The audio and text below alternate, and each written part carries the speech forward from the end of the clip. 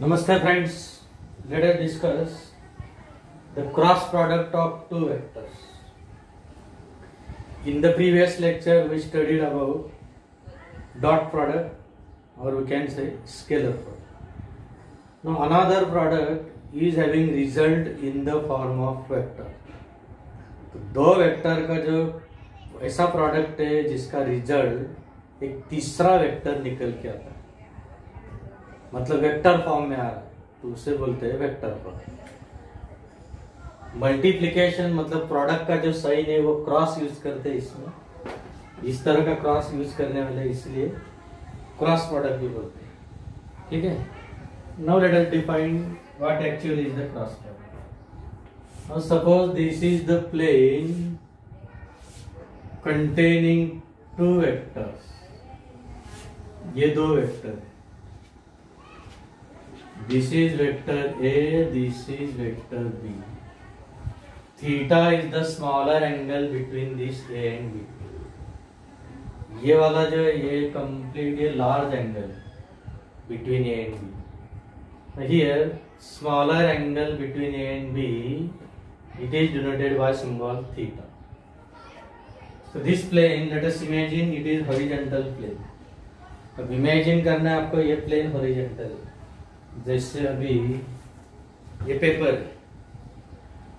का जो प्लेन है ये हॉरिजॉन्टल है, तो आपको इमेजिन करना है ये भी प्लेन हॉरिजॉन्टल है, ठीक है।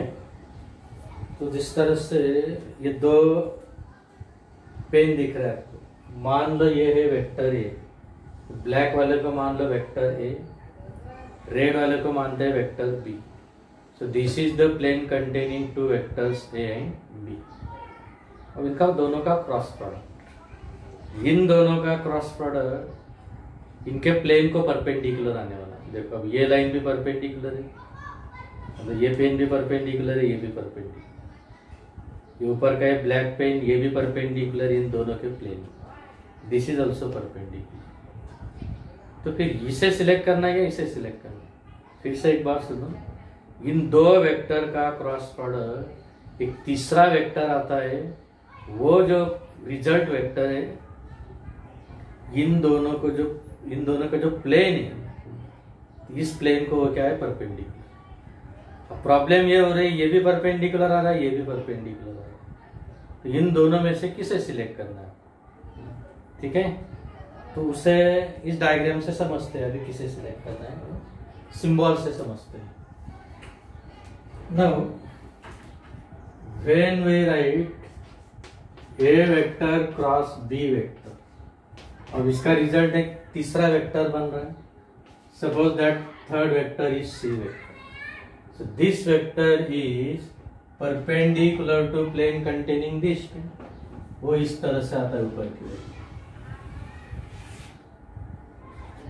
अब ये क्रॉस बी, इसे हम लिखने वाले A cross B, that is C vector. A cross B, इन दोनों का क्रॉस प्रोडक्ट का जो रिजल्ट आ रहा है, मतलब ए क्रॉस बी को हम लिख रहे हैं सी वेक्टर, तो C is the result of this cross product. फिर आप बोलेंगे ऊपर की ओर ही क्यों? तो उसका कन्वेंशन ऐसा है, उसके लिए एक राइट हैंड रूल यूज करते हैं, राइट हैंड थंब रूल। ए से लेकर बी तक हम फिंगर टर्न कर रहे हैं, fingers turn from A vector to B vector. अब यहाँ पे मान लो ये ब्लैक वाला ये है, ये ब्लू वाला बी है, तो आपको राइट हैंड रूल का यूज करना है। यहाँ turn the finger from first vector in the product to second vector. Product में पहला कौन सा है, ए, तो पहले वेक्टर से दूसरे वेक्टर की ओर अपने राइट हैंड के फिंगर्स को टर्न करना। Then thumb gives the direction of product vector. देखो ए से लेकर बी तक, मतलब इस ब्लैक पेन से ब्लू की ओर राइट हैंड के ये जो फिंगर्स ऐसे टर्न करो, तो अपने आप पे थंब क्या आ रहा है, ऊपर की ओर। So this thumb, this outstretched thumb denote the direction of product vector. Product vector को पहले से हमने क्या अज्यूम कर लिया है, सी। इस सी वेक्टर मतलब इन दोनों का जो प्रोडक्ट है, वो प्रोडक्ट वेक्टर आ गया ऊपर की ओर। बट इफ वी राइट, यदि हम ऐसा लिखते हैं B क्रॉस A, अब इसका रिजल्ट भी एक तीसरा वेक्टर आने वाला है, उसे बोलते हैं लेट अस सपोज D। अब ये D की डायरेक्शन कैसे आने वाली, सी दिस वंस अगेन। अभी अपना B था, ये A, सॉरी A B। अब हमें पहला वेक्टर कौन सा दिख रहा है, B। तो फिर से राइट हैंड के जो फिंगर्स है, हमें पहले वेक्टर से दूसरे की ओर, मतलब B से लेकर A की ओर टर्न करना। तो now thumb is directed downward, thumb आ रहा है नीचे, तो फिर ये प्रोडक्ट वेक्टर आ रहा है डाउनवर्ड। प्रोडक्ट वेक्टर आ रहा है डाउनवर्ड, तो इसे लिखते हैं vector D equal to vector B cross A। तो अपवर्ड हो डाउनवर्ड हो, एक बात क्लियर हो रही है, डेफिनेशन से एक बात क्लियर है। Result of the cross product, इन दोनों के क्रॉस प्रोडक्ट का रिजल्ट यहाँ पे लिखा है C, B एंड A का क्रॉस प्रोडक्ट का लिखा है D।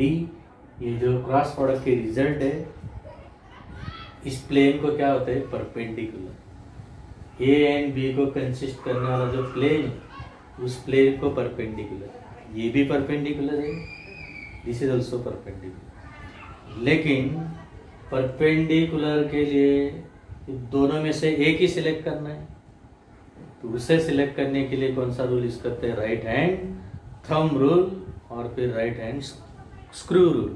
पहले राइट हैंड थंब रूल समझ गए। Imagine the right hand to be held with fingers curled, thumb out straight. E. Curl finger indicate rotation from first vector in the product to second vector. तो curl finger क्या indicate करने वाले, पहले vector से दूसरे vector को rotation show करने वाले। मतलब fingers are turn from first vector in the product to second vector. Thumb gives the direction of result. Okay, तो ये आ रहा है रिजल्ट। ए एंड बी के क्रॉस प्रोडक्ट का रिजल्ट, उसे हमने नाम दे दिया सी। आप सेक ऑफ कन्वीनियंस के लिए दूसरा भी ले सकते हैं, इसे बोलते हैं सी। तो उसी हिसाब से बी क्रॉस ए क्या आ रहा है, बी क्रॉस ए आ रहा है डाउनवर्ड। ठीक है, तो एक बात क्लियर हो गई, दो वेक्टर का क्रॉस प्रोडक्ट ये तीसरा वेक्टर आता है, और तीसरा वेक्टर दोनों को कंसिस्ट करने वाले प्लेन को क्या होता है, परपेंडिकुलर। अब यहाँ पे प्लेन हॉरिजॉन्टल है, परपेंडिकुलर वर्टिकली डाउनवर्ड हो सकता है, परपेंडिकुलर वर्टिकली अपवर्ड हो सकता है। तो वर्टिकली अपवर्ड कब लेना है, यदि इसे पहला मानते हैं, इससे इसका प्रोडक्ट इसके साथ है, फिंगर आप पहले से दूसरे की ओर टर्न करो, थंब आ गया आउटवर्ड, तो डायरेक्शन आ गया आउटवर्ड। लेकिन आप दूसरे से पहले की ओर क्रॉस प्रोडक्ट ले रहे, तो फिंगर ऐसे टर्न करो, थंब आ रहा है डाउनवर्ड, तो क्रॉस प्रोडक्ट का रिजल्ट आ गया डाउनवर्ड। ठीक है, तो direction is determined by right hand thumb rule या फिर राइट हैंड स्क्रू रूल। तो आप बोलेंगे राइट हैंड स्क्रू रूल, पहले डेफिनेशन समझ लेते, बाद में फिर राइट हैंड स्क्रू रूल में आपको अप्लाई करके दिखाने वाला हूँ। अब ये बन गई डायरेक्शन के लिए magnitude of this cross product. अब इसका मैग्नीट्यूड, अब सी वेक्टर लिखा है, उसको मैं इस साइड में लिख देता हूँ, सी वेक्टर। एक बी क्रॉस ए का डी लिखा है, उसे इस साइड में लिख देता हूँ। ठीक है, तो अब मैग्नीट्यूड ऑफ दिस, अब इसका मैग्नीट्यूड देखते हैं। Magnitude of this product is equal to, magnitude of this मतलब ए क्रॉस बी का मैग्नीट्यूड। ठीक है, this magnitude is equal to magnitude of first multiplied by magnitude of second multiplied by sine of the smaller angle. इन दोनों के बीच जो small angle है उसका साइन थीटा। तो ये बन गया ए क्रॉस बी का मैग्नीट्यूड। ए क्रॉस बी को हमने बोल दिया सी, इसलिए सी का मैग्नीट्यूड बन गया। तो ये आ गया फिर magnitude of A we can write in this way, magnitude of B we can write in this way. Multiplied by sine theta. जैसे इसके पहले हमने डिस्कस किया है, mod of vector A this indicate magnitude, mod of vector B this also indicates magnitude of second one. तो पहले का magnitude into दूसरे का मैग्नीट्यूड अगेन इंटू क्या, sine of the angle, sine of the smaller angle, ये angle नहीं चलने वाला, बड़ा वाला small angle between the two. ठीक है, तो सिमिलरली बी क्रॉस है कैसे लिखने वाले, magnitude of vector D is equal to magnitude of D, मतलब कौन, बी क्रॉस है, डी का मैग्नीट्यूड मतलब बी क्रॉस ए का magnitude.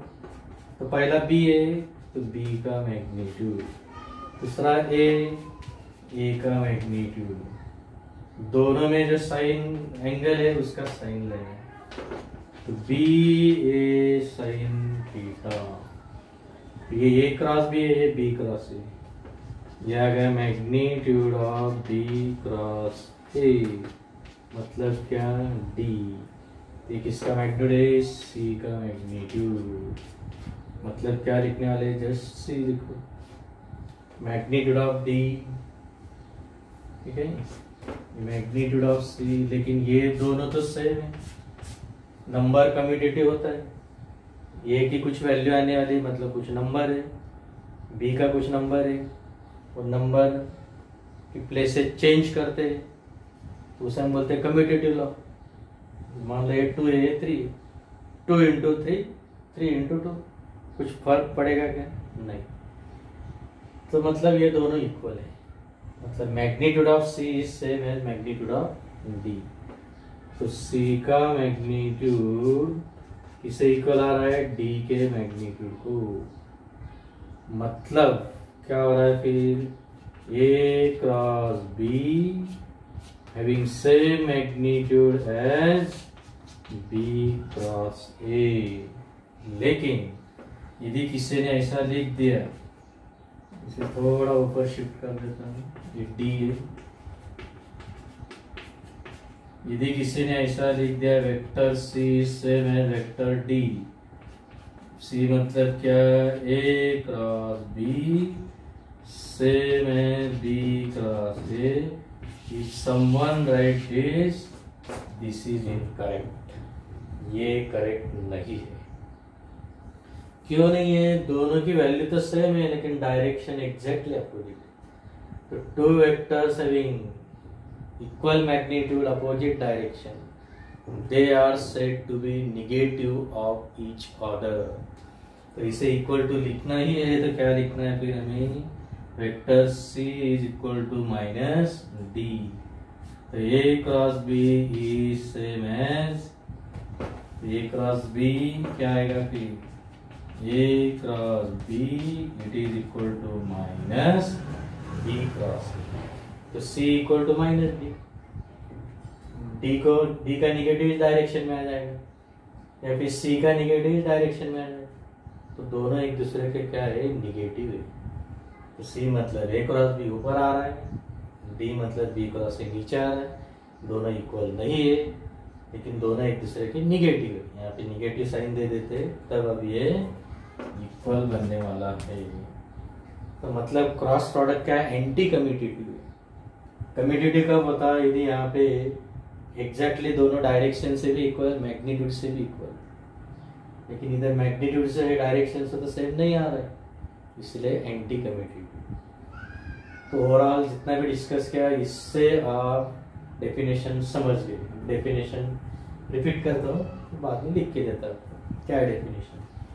The cross product of two vectors is a vector, दो वेक्टर का क्रॉस प्रोडक्ट एक वेक्टर है, is a vector whose magnitude मतलब उसका magnitude, whose magnitude is equal to product of magnitudes of two vectors and sine of the smaller angle between two vectors, and whose direction, उसकी डायरेक्शन, इसकी प्रोडक्ट, whose direction is perpendicular to plane containing two vectors. ये plane है, इस plane को direction क्या है, perpendicular. Direction perpendicular to plane containing two vector. अब ये भी परपेंडिकुलर है, ये नीचे वाला भी परपेंडिकुलर है।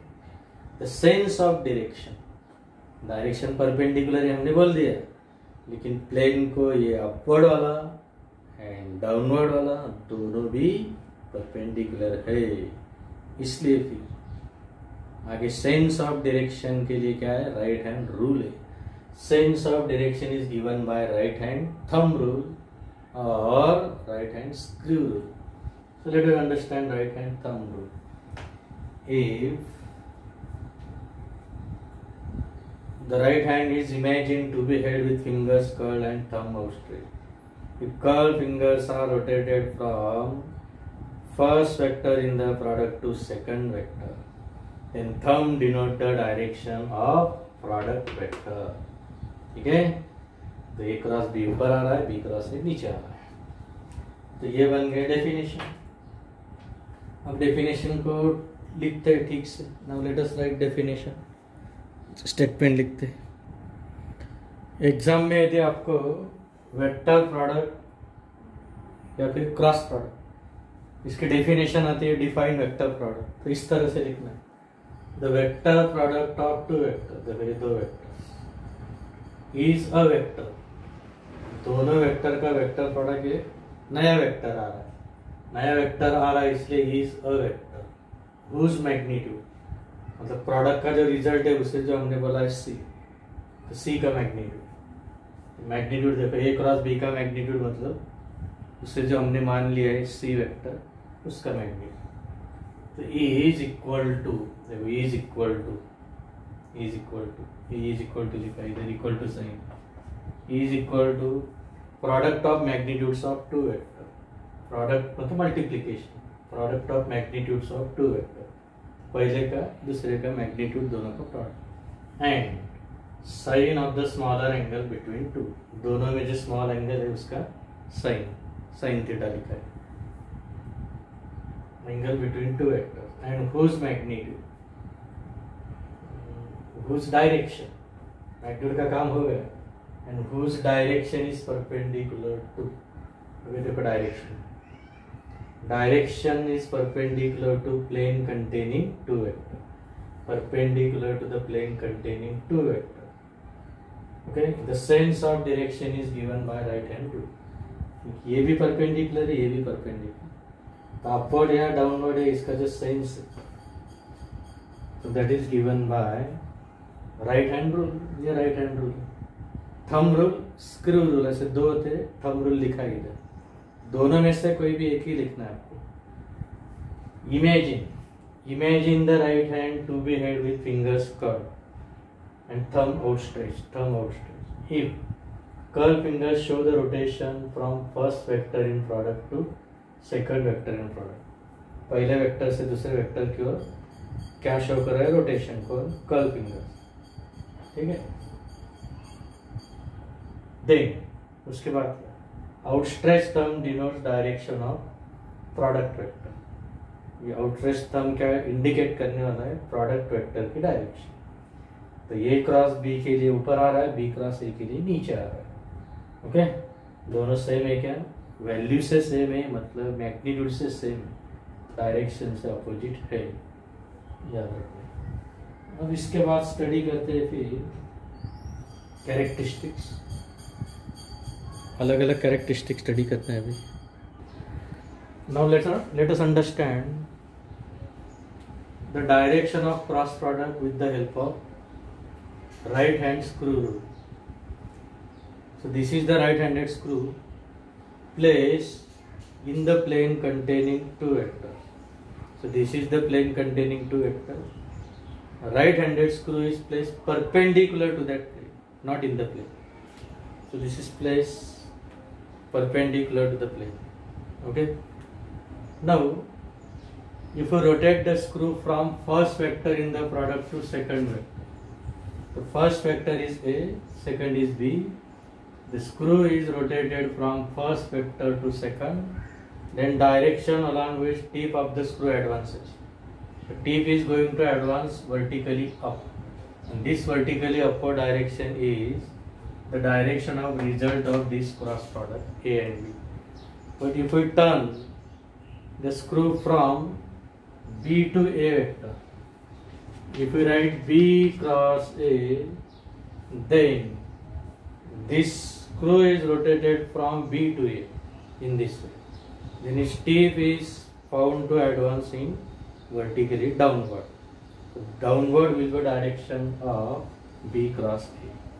यदि A cross B upward है, तो डाउनवर्ड में आने वाला है फिर B cross A, and it is suppose D vector.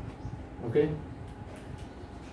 तो एग्जाम में यदि राइट हैंड रूल इस टाइप का क्वेश्चन आता है, explain the right hand rule or state the right hand rule, you can write either thumb rule or screw rule. So what is the statement of this? Is the right handed screw is placed perpendicular to plane containing the two vectors.